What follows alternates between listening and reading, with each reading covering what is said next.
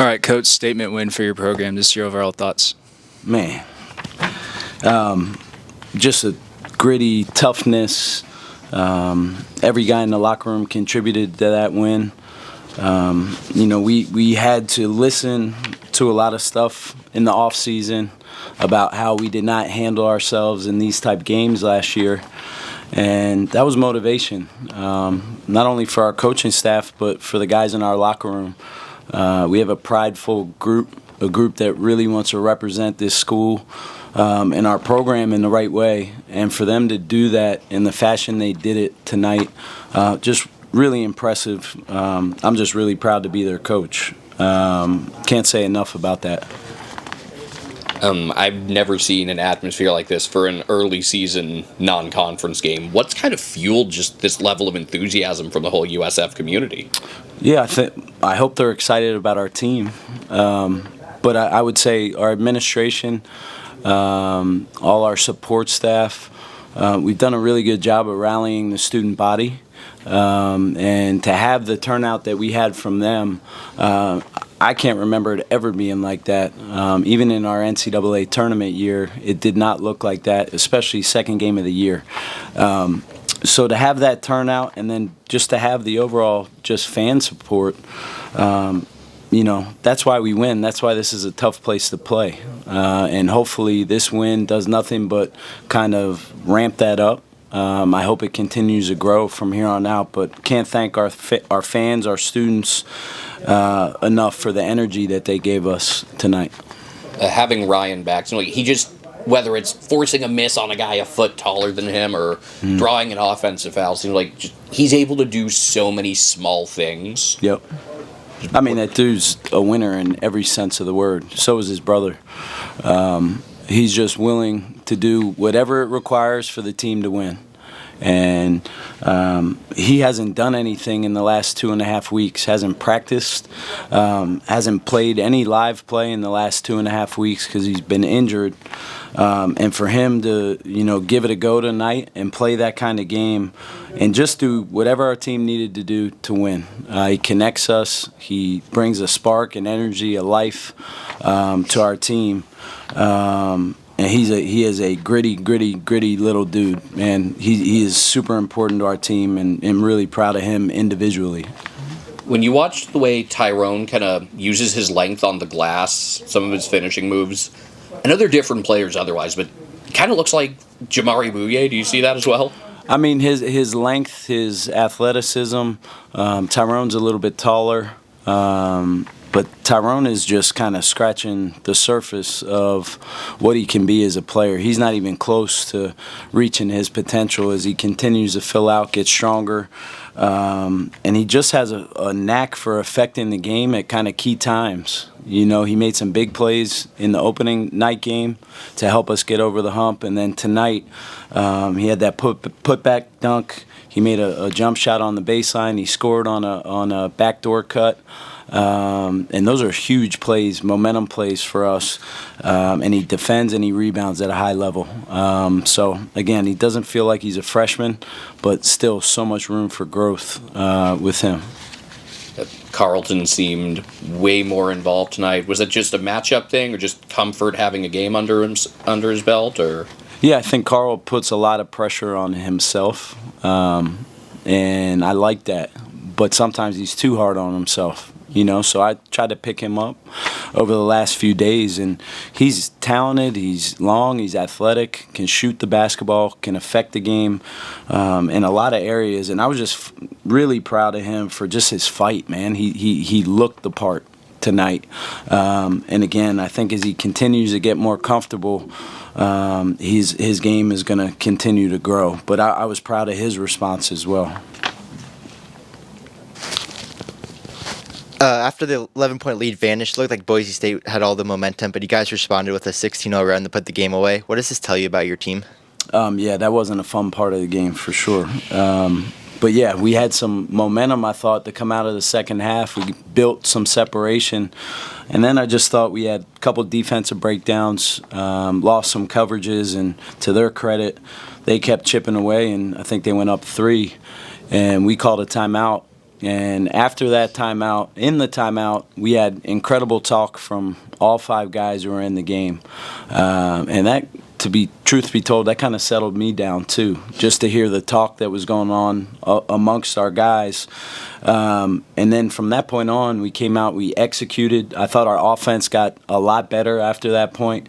And I think we held them to 4 of 21, from that point going forward. So that was a huge swing in the game. And again, proud of the response. The response was what it needs to be. Then early on, you guys threw at least 3 different defensive schemes on Boise State. Can you talk a little bit about your guys' approach and goals on the defensive side? Yeah, I thought that was kind of a big key to the game in terms of just kind of breaking their momentum and not letting them get comfortable. Mixed in some 1-3-1, mixed in some zone to man, and then still played some man in those stretches. And our guys just dialed into what the game plan was. That was part of our game plan. We wanted to try to keep them off balance. They're an extremely talented team, have a lot of respect for their coach, their players. They're going to win a lot of games. And so for us to do that in the fashion that we did, again, just really, really proud of our entire locker room and staff. Malik Thomas plus 14 in the first half. Can you talk about his presence on the floor and as a leader, instilling confidence in his teammates while on the bench? Yeah, what Malik did is really hard to do. So he scored 22, only played 23 minutes. He was in foul trouble in the first half, and I was trying to get him in and out and kind of go offense, defense some with him. And most of the time with players, that has a tendency to break your rhythm from an offensive standpoint, and it did not with Malik. I thought he just continued to play and play the right way. He did a really good job of getting to 2 feet and playing on balance in the paint. We talk about that a lot. And he made 2 huge plays late in the first half where he sprayed the ball out, and I think had 2 assists where he hit threes. I think Marcus and maybe Jason hit one in that segment. So again, that was a team win, but there's so many individual kind of things we can point to too. But that's what part of being a good team is. And then last time we talked about playing through chips more. Can you just talk about what he saw from him tonight, especially in the 16-0 run? He hit that 3 in transition. I thought that settled him down because there were a couple plays in the stretch where they came back where he did not get to 2 feet and kind of didn't take great shots when he got downhill.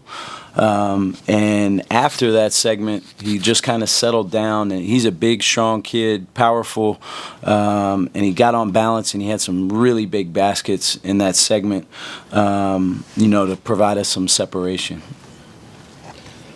It felt like a conference game in a lot of ways. I think familiarity with them after last year. Could you kind of feel that? Yeah, I mean, that felt like a heavyweight fight. They're big, they're physical, they're athletic. It certainly felt like a Power 5 type, West Coast Conference tournament type game. And again, we got a taste of that last year playing up there, but they're a different team this year with some of their personnel, but extremely experienced, extremely well coached. Was picked first in the Mountain West for a reason, and they're going to win a lot of ball games. We're going to be rooting for them, the rest of the year. But again, just really proud of our team. Dagenhart filled up the stat sheet some, but it never felt like he really took over. How did you guys manage to kind of minimize his impact? Yeah, I mean, I didn't know he had 25 in the game until just looking at the stat sheet, and we were willing to live with some of that. I think against them, when you draw 2 on him in the post, he has an incredible knack for making other people better, spraying the ball out of the post. So we were single coverage a lot on him in the paint, and we're willing to live with some of the 2s. We did not want to get beat from the 3-point line, so to hold them for 3 of 16 from 3, I think that's a huge key to why we won. You have to pick what you're going to be willing to live with in games, and so for him to get 25, but us to be able to cut the water off for everyone else, I think is a big key. You talked about how good of a team Boise State is. Coming into tonight, they were 32nd in KenPom, votes in the AP poll, 3 straight tournament appearances, probably a consensus top 40 or 50 team in the nation. And you guys got the dub. So what do you want to say to the college basketball world that maybe hasn't batted an eye at San Francisco Dons men's basketball? Yeah, I mean, I hope our body of work presents itself, and we don't have to say anything. That was a big-time win on our home floor against a team that, expects to be in the NCAA tournament. But there's a lot of games left, and we need to enjoy it tonight. But we have to understand there's another good team coming in here on Wednesday, and can't look too far ahead. Every game is equally as important, and our team, trust me, will get that message. When we get back to work on Monday, it's a what's next mentality, and we will do that for sure as a program. You mentioned the next game, Long Beach State. They have a new coach, but they also made the tournament last year. Just preview that game a little bit. Yeah, truthfully, I haven't watched much on them yet. I was pretty locked in to this game, but I know Coach Plank will have us ready to go. Chris Acker is a really good coach. His first time as a head coach. Was an assistant at San Diego State and has been a part of a lot of winning teams. So I know they'll be well coached, they'll be tough, but we'll kind of roll our sleeves up and get to work on them, over the next few days.